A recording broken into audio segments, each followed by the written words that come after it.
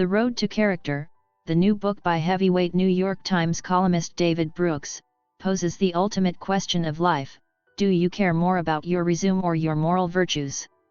In other words, do you care more about the external sense of fulfillment, or the internal sense of goodness that influences you and those around you?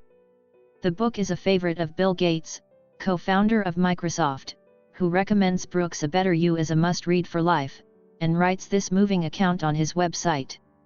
I'm 60 years old, and after reading Brooks's The Road to Character, I'm pondering the issue of external fulfillment versus internal needs, and many of the stories in the book have provided me with an abundance of spiritual sustenance. For example, General Marshall, Brooks uses him as an example of how a résumé is built on eulogistic virtues, as in the case of a general whose greatness in battle was due to his long history of self-control, self-restraint, and obedience to discipline, he says. Saint Augustine is another example. It is difficult for modern people to think of a philosopher from the 4th century AD. We do not all have to be Augustine, and Brooks does not see the pursuit of achievement as sinful or evil, but on the contrary, it is for this reason that human beings have the desire to be creative and to be adventurous. It's just that with the power of online media these days, it's getting harder and harder for people to take care of their inner goodness, and these two conflicting selves can be balanced out, he says. Bill Gates even cites his own founding of Microsoft as an example of how the line between these two pursuits is not so clear-cut. His founding of Microsoft may be defined by others as an external success, but it was an achievement that gave him a deep sense of satisfaction, because he had organized a great team and found many colleagues with unlimited potential. That is why he also believes that founding Microsoft was an act rooted in eulogistic virtue. At the same time, however, he admits that he would be lying if he didn't have the vanity of a track record. I agree with Brooks' suggestion that when we feel the call of ambition, we need to respond to it with an inner goodness of character. The origin of this question came from his reading of Becoming a Better You. Brooks points out that a résumé is a snapshot of your life, including the skills you've used in the workplace, what you've been able to contribute to accomplishments outside of yourself, and so on. A eulogy is the virtues you'll be remembered for at a funeral, which exist only in the depths of your being, whether you're a kind, courageous, honest, or determined person, and regardless of the relationships you've had with other people. The résumé and the eulogy represent two different searches for self, the former being the outward ambition for achievement and the latter the inward morality of humility, both of which are always tugging at our hearts and minds, trying to dictate our actions. Although our society seems to encourage the former, it is only through balance that we can steer our lives in the right direction. Here's what Brooks suggests. Most of us pay lip service to the idea that a memorial is more important than a résumé, but I have to admit that I spend far more time on the latter than the former. Our educational system is also clearly more résumé-oriented than eulogy-oriented, even in terms of general public discourse. Most of us know exactly what we need to do to achieve success in the workplace, but we don't know exactly what we need to do to improve our character. The tension and confrontation of two contradictory atoms. It was Joseph Soloveitchik's 1965 book Lonely Man of Faith that prompted me to think about the difference between these two virtues. Noting the origins of the dichotomy in Genesis, he argued that it reflects the fact that we humans have two simultaneous and mutually exclusive natures, which he called Adam 1 and Adam 2. Adam 1 represents career orientation, the ambitious side of human nature. Adam 1 is the outward Adam on the résumé, the one who desires to build, to create, to discover new things, to seek higher status, and to win honorable victories. Adam 2 is the inner Adam, who wants to be more explicitly morally fulfilled. Adam 2 seeks a state of inner peace, with an unspoken conviction of what is right and wrong, and he aspires not only to do good, but to be a good person. Adam 2 wants intimacy, is willing to make sacrifices for others, and practices self-evident truths. Adam 1 wants to conquer the world, and Adam 2 wants to heed the call to give to the world. While Adam 1 is creative and complacent about his accomplishments, Adam may second give up worldly fame and fortune for the sake of devotion. Adam 1 is concerned with how things work, while Adam 2 is concerned with why things exist and what life is all about.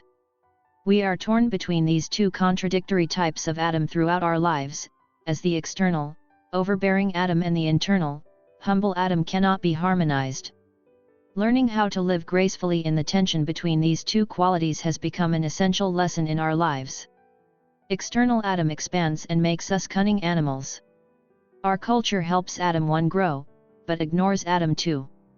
The competition for success and the desire to win is so intense that it becomes a process of emptying us. The consumer market encourages us to live according to a utilitarian and calculating way of life, so that we think only about how to satisfy ourselves, without regard to the moral value of the decisions we make. In addition, information technology has had 3 effects on the moral ecology, which have inflated the egoistic nature of Adam 1 and weakened the more humble Adam 2. The first effect is that interpersonal communication has become faster and busier. It takes long periods of stillness to quiet the outer Adam and hear the voice of the inner Adam. These moments of stillness and quiet are becoming more and more rare as we reach for our cell phones without moving. The second effect is that social media has created an environment of self-referential information. People have more tools and opportunities to construct a culture and mental environment that is tailored to them, and family members can be in the same room but still be staring at the screen in their hands, watching a different show, movie, or playing a game. The third effect is that social media promotes a playful individuality. Social networking technology has plunged us into a world of extreme competition for attention, trying to win the attention of others and the most likes.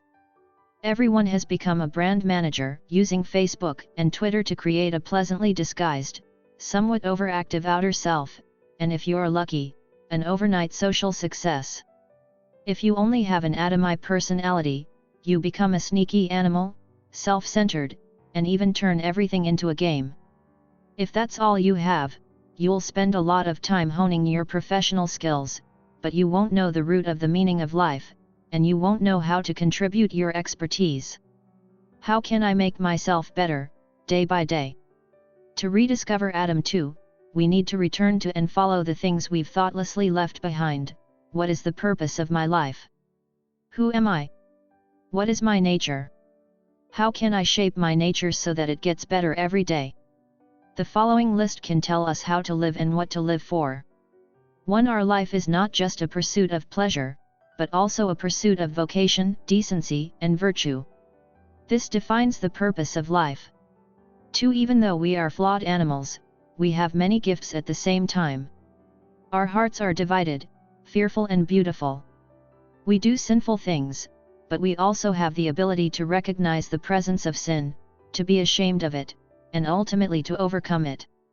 3. Humility is the greatest virtue when battling our own shortcomings. Humility is the realization that you are on the weaker side of the battle against your flaws, and that your individual talents alone are not enough to meet the task you have been given. Humility reminds you that you are not the center of the universe and that you serve a greater order. 4. Pride is the cardinal sin that causes our feelings to become distorted. Pride blinds us to the divisions in our nature, blinds us to our flaws, and misleads us into seeing a better version of ourselves than we actually are, into thinking that we wrote the script of our lives. 5. The purpose of fighting sin and flaws is not to win because we cannot win, but rather to become more and more aware of how to fight against them. 6. In the process of fighting weakness, the character, desires, and habits of your personality are gradually shaped into a more disciplined, considerate, and loving person. 7. It's the short-term cravings that cause us to go off the rails. No one can do it alone. You must accept the forces from outside and fight against the forces within. 8. To defeat weakness, you usually have to quiet your ego before you can see the world clearly. The struggle against flaws requires a character of humility, which means silence, humility, submission to a greater power, and the ability to honor and praise. 9. The humble have a keen sense of history and can accept everything with gratitude because they understand that experience can teach us more than purely rational thought. 10. The only good life is the one in which vocation is the main axis. If you work to serve yourself, you will find that your ambitions and expectations will never be realized, and you will never be satisfied. 11. Begin with wisdom and epistemological humility. The complexity of the world is beyond our personal comprehension. But we should be grateful to our ancestors for accumulating a body of wisdom, traditions, customs, methods, moral views, and practices. A humble person understands that wisdom is not knowledge, but a collection of intellectual virtues. It is wisdom that guides our behavior when perfect knowledge is not enough. 12. The best leaders try to lead by utilizing the natural characteristics of human nature rather than against it. 13. The man who succeeds in overcoming his weaknesses does not necessarily become rich or famous, but he does mature. In the closing paragraph of the book, the author says, "Joy does not come from people praising you. Joy is spontaneous and natural. Joy is a gift when you least expect it. For a brief moment, you know what you are living for and what you are serving. Maybe in that moment you don't feel the glare, you don't hear the extreme intensity of the band's sound. But you have a sense of fulfillment, a sense of silence and peace. Such moments are blessings and signs of a beautiful life."